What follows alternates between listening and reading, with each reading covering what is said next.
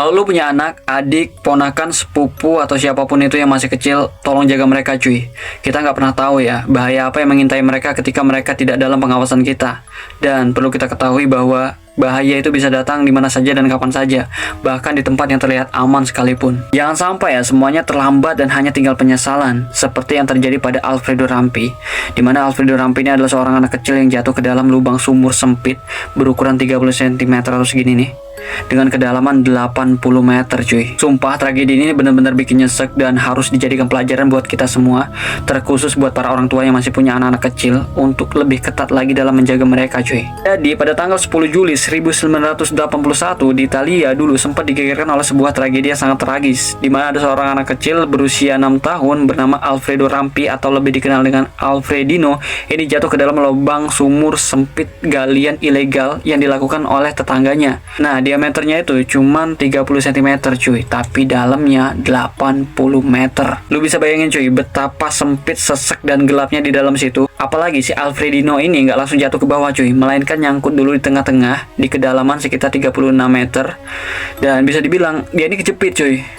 Nah, operasi penyelamatan pun dilakukan, di mana awal-awal mereka ini mencoba menurunkan tali yang dikasih papan gitu, berharap nantinya setelah dimasukkan, si Alfredino ini bakal berpegangan di papan itu, habis itu ditarik keluar dan alhasil selamat. Tapi nggak segampang itu ternyata. Setelah papannya dimasukkan, ternyata papannya nyangkut di dalam, dan ketika ditarik, malah putus dong. Aduh. Nah, karena papannya masih nyangkut dalam situ cuy, yang pastinya menghalangi proses evakuasi, maka mereka mencoba menurunkan beberapa orang untuk mengambil papan itu. Tapi ternyata nggak ada yang muat cuy, nggak ada yang muat. Ternyata lubangnya terlalu sempit, kecil, sehingga orang dewasa nggak bisa masuk. Beberapa cara telah dilakukan tapi nggak ada yang berhasil. Akhirnya mereka memutuskan untuk membuat lubang lagi di sebelah lubang tersebut dengan kedalaman 40 meter menggunakan bor tanah. Nah, setelah 40 meter digali, nanti baru akan dibuat terowongan mengarah ke Alfredino ini, berharap bisa menyelamatkan Alfredino dari bawah. Tapi ternyata lagi-lagi nggak semudah itu cuy. Ternyata pengeboran tersebut memakan waktu sampai 2 hari lamanya. Gila. Dan bahkan yang paling menyedihkannya lagi adalah setelah pengeboran itu selesai, ternyata getaran yang dihasilkan dari pengeboran tersebut membuat si Alfredino ini jatuh terperosok lebih dalam lagi. Padahal ya semua orang tuh udah pada berekspektasi bahwa cara ini bakal berhasil. Bahkan proses evakuasi tersebut disiarkan secara langsung dan ditonton sampai 21 juta orang cuy. Tapi ternyata masih nggak sesuai harapan. Sehingga bisa disimpulkan bahwa satu-satunya cara terbaik adalah dengan memasukkan orang ke dalam situ untuk bisa menarik si Alfredino ini. Tapi masalahnya nggak ada yang muat. Sehingga akhirnya datanglah satu orang dewasa kurus kecil bernama Angelo Liceri yang datang dengan sukarela mau ngebantu. Masuklah si Liceri ini ke dalam lubang cuy, dengan posisi terbalik, kepala mengarah ke bawah.